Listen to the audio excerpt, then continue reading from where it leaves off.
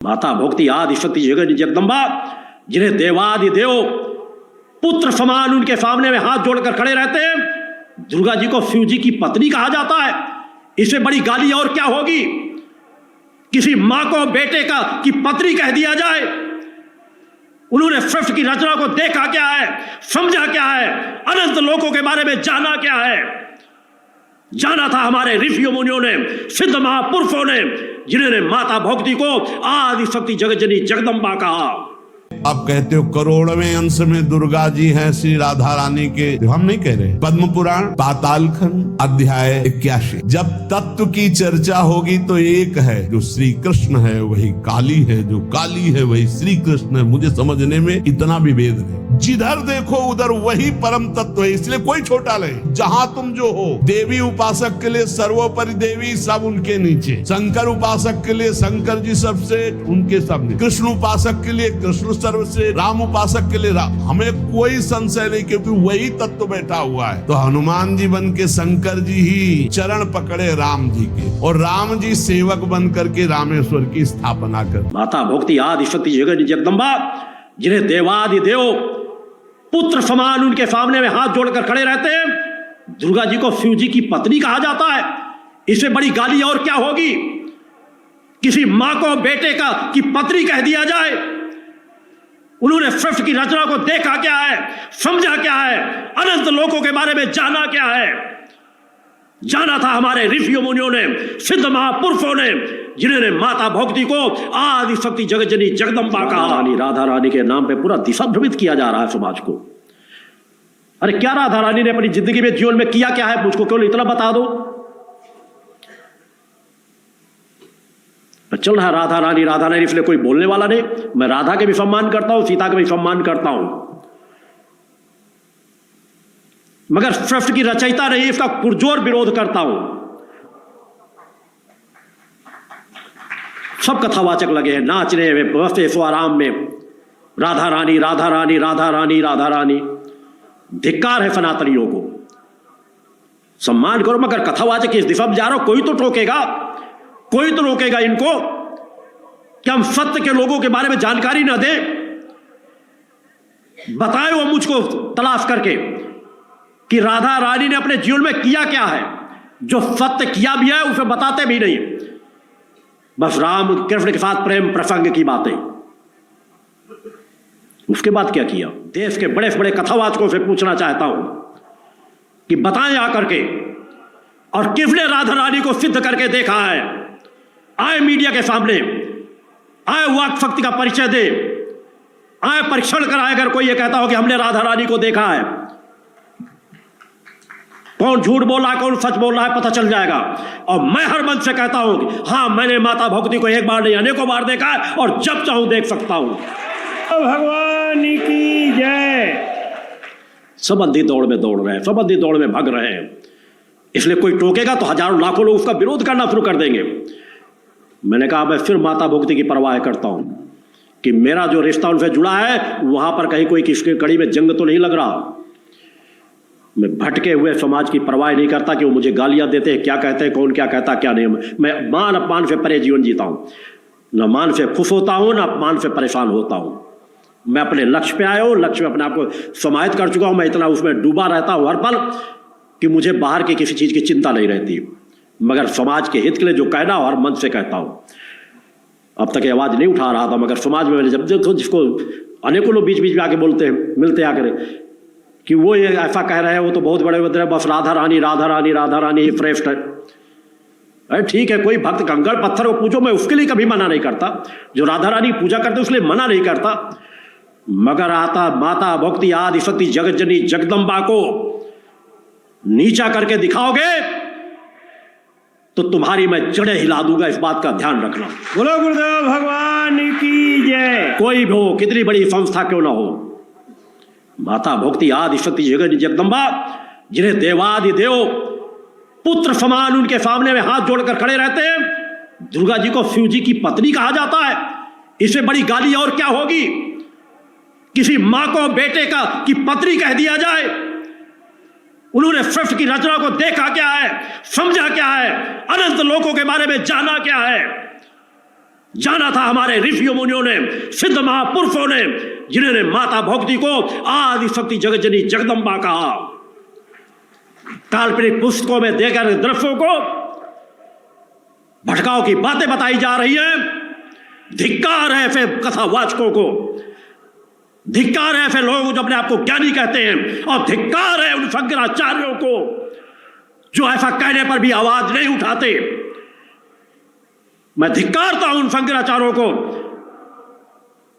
क्या आचार्य समाज जैसी संस्था खुलेआम मूर्ति पूजा का विरोध करती है, बच्चों को सिखाती है कि मूर्ति पूजा गलत है, और उसके बाद शंकराचार्य आवाज नहीं उठाते? आवाज उठानी पड़ेगी। कोई नहीं उठाएगा तो इस सत्य के मन से आवाज जरूर उठेगी, क्योंकि समाज को जगाना मेरा कर्तव्य है। आप कहते हो करोड़वें अंश में दुर्गा जी हैं श्री राधा रानी के, हम नहीं कह रहे। पद्म पुराण पाताल खंड अध्याय 81। जब तत्व की चर्चा होगी तो एक है, जो श्री कृष्ण है वही काली है, जो काली है वही श्री कृष्ण है। मुझे समझने में इतना भी भेद है। जिधर देखो उधर वही परम तत्व है, इसलिए कोई छोटा नहीं। जहां तुम जो हो, देवी उपासक के लिए सर्वोपरि देवी, सब उनके नीचे। शंकर उपासक के लिए शंकर जी सबसे, उनके सब नीचे। कृष्ण उपासक के लिए कृष्ण सर्वश्रेष्ठ, राम उपासक के लिए राम। हमें कोई संशय नहीं, क्योंकि वही तत्व बैठा हुआ है। तो हनुमान जी बन के शंकर जी ही चरण पकड़े राम जी के, और राम जी सेवक बन करके रामेश्वर की स्थापना कर। एक प्रश्न किसी ने किया कि आप जो प्रायः ये कहते हैं कि श्री जी सर्वोपरि और उन्हीं के अंश से दुर्गादि शक्तियां हैं, तो मुझे चुभता है कि जैसे आपकी इष्ट राधा महारानी है, ऐसे हमारी इष्ट माता जी हैं। तो आप कहते हो करोड़वें अंश में दुर्गा जी हैं श्री राधा रानी के, तो हमको भी तो चुभता है कि आप कहते हो, हम नहीं कह रहे। तस्मा शास्त्रम प्रमाणम ते कार्याकार्यो व्यवस्थित हो। पहली बात तो हमारी श्री जी क्या है, जब हम श्री जी से चित्त जोड़ेंगे तब पता चलेगा। और दूसरी बात है कि जो शास्त्रों में लिखा है उसे, पद्म पुराण पाताल खंड अध्याय 81,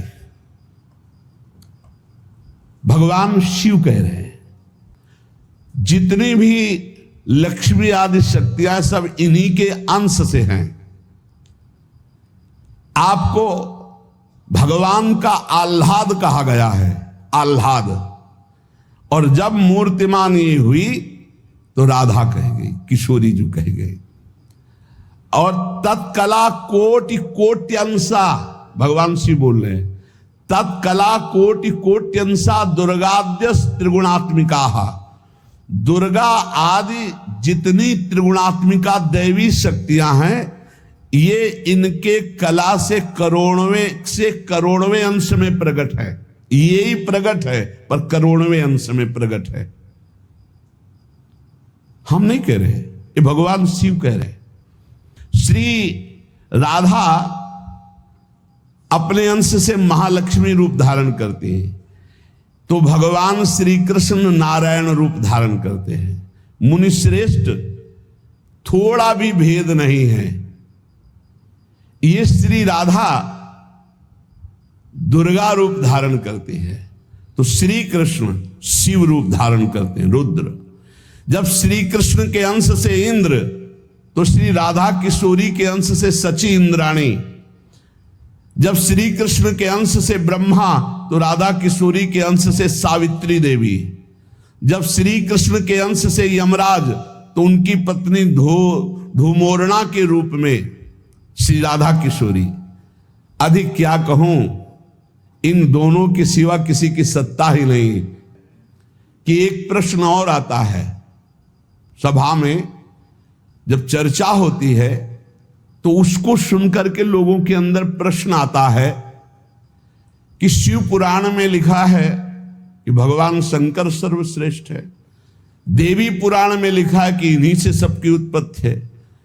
आप गणेश महिमा को देखो तो यम ब्रह्म त्वम ब्रह्म, सब कुछ जिस पुराण को देखो उसी से सृष्टि हुई है। इसका मतलब क्या है, गलत है क्या? जब तुम शिव पुराण पढ़ोगे तो शिव तत्व से ही सबकी उत्पत्ति है, सब कुछ शिव तत्व है। पढ़े हैं, जैसे आप कहा भगवान शंकर ने चिद चिद लक्षणम सर्वम राधा कृष्णमयम जगत, ऐसे कहा गया है हे भगवती हे भगवान, आपसे ही सृष्टि प्रकट है शिव पुराण में। क्यों? जब देवी भागवत पढ़ो तो सब कुछ देवी जी से प्रकट हुआ, तो क्या झूठा है क्या? पुराण कोई झूठे हैं क्या? तो अगर उनसे प्रकट हुआ तो इनसे कैसे? भागवत पढ़ करके देखो तो श्री हरि से, नाभि कमल से ब्रह्मा, ब्रह्मा की भ्रकुट से शंकर, रुद्र का अवतार। उधर पढ़ करके देखो तो उन भगवान शिव से ब्रह्मा और श्री हरि प्रकट होते हैं। देवी भागवत पढ़ करके देखो तो देवी शक्ति, ये है क्या? तत्व। तत्व एक है, वही परमात्मा है, वही। जब शिव पुराण पढ़ोगे तो सब कुछ शिव की, जब भागवत पुराण पढ़ोगे तो सब कुछ श्री हरि का, और जब देवी भागवत पढ़ोगे तो सब कुछ वही। देवी प्रपन्नार्थ हरे प्रसीद प्रसीद मातर जगतो खिलस्य प्रसीद विश्वेश्वरी पाहे विश्वम त्वमीश्वरी देवी चराचरस्य। हे देवी, तुम ही चराचर में व्याप्त हो, तुम ईश्वरी हो, तुम सर्वशक्तिमान हो, तुमसे बढ़कर कोई नहीं। क्या समझते हो? जो जहां है वही परम तत्व है और वो वही सब कुछ है। इधर से हम देखेंगे तो कृष्णाकार, उधर से देखोगे तो शिवाकार, उधर से देखोगे तो दुर्गा में, उधर से देखोगे काली में। जो बोलो वही परम तत्व है। पर जब हम लीला का गायन करते हैं तो लीला में विभाग हो जाता है। वही एक परमात्मा, वेद कहता है एकोहम बहुश्यामा, मैं एक बहुत रूपों में हो जाऊं। अब वही परमात्मा शासक बन गया, वही शासित हो गया, वही धर्मात्मा बन गया। उसी के छाती से धर्म प्रकट हुआ, उसी के पीठ से अधर्म प्रकट हुआ। अधर्म करने वाला दंडनीय हो गया, धर्म करने वाला बंदनीय हो गया। लेकिन दंडनीय और बंदनीय में, दोनों में एक तत्व विराजमान है। तत्व में अंतर नहीं। ये जो समझते नहीं ना, लीला को समझते नहीं है और तत्व को समझते नहीं, तो ये झगड़ा करने लगते हैं कि शिव को छोटा कैसे कह दिया। पूछो शिव जी से जाके। अरे उनको देखो तो रात दिन भगवत श्री हरि चर्चा करते रहते हैं, और हरि को देखो, उनसे पूछो जाके कि तुम्हारे आराध्य देव कौन है, बोले कि शंकर। हरि से पूछो कि तुम्हारा गुरु कौन है, बोले शंकर। और शंकर जी से पूछो तुम्हारा आराध्य देव को, बोले हरि।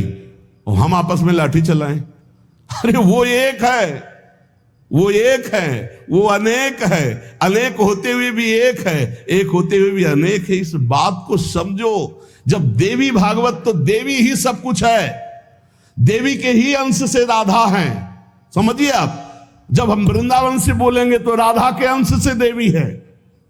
जब आप शिव पुराण से बोलेंगे तो शिव के अंश से हरि है, और जब भागवत पुराण से बोलेंगे तो हरि के अंश से शिव है। आप इस बात को समझिए।